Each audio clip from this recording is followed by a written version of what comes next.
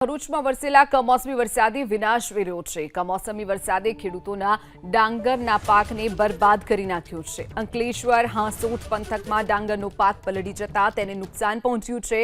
ખેડૂતો પલળી ગયેલી ડાંગરને રસ્તા પર સૂકવવા માટે મજબૂર બન્યા છે। 7 થી 8 કિલોમીટરના મુખ્ય માર્ગ પર ખેડૂતોએ ડાંગરનો પાક સૂકવ્યો।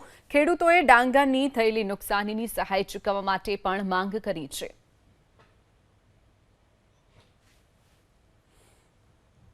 તાજેતર જે કમોસમી વરસાદને લીધે જે ખેડૂતને નુકસાન થયું છે ને જગ્યાનો હોવાથી ખેડૂતો રોડ પર ડાંગર સુકાવવા માટે મજબૂર બન્યા છે। તો એના માટે સરકાર જે પણ કંઈ રાહત આપે તેના માટે અમે એક કરીએ છીએ। ગયા વર્ષે પણ આવું જ થયું હતું। દર વર્ષે ખેડૂતને કંઈ ને કંઈ રીતના કુદરતી આફત આવતી જ રહે છે। એના માટે અમે રોડ પર નાખવા માટે મજબૂર બનીએ છીએ અને જો એનામાં જો કંઈ સરકાર અમને સહાય આપે તેની અભિલાષા રાખીએ છીએ। ગયા સાલ જે ચોમાસામાં જે નુકસાન થયું હતું એ જ પ્રમાણે અત્યારે ઉનાળામાં એ જ પરિસ્થિતિ છે અમારી।